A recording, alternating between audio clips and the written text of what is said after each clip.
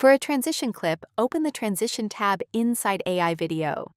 Here you'll work with two frames, a start image and an end image.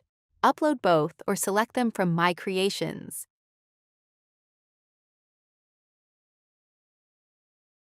In the prompt box, describe how the first image should flow into the second. This is where you define the movement, energy, and visual bridge between the two shots. Then choose a transition-capable model. After that, set the aspect ratio, duration, and resolution when those options are available. Then click Animate. The result is a custom transition video built directly from your two images.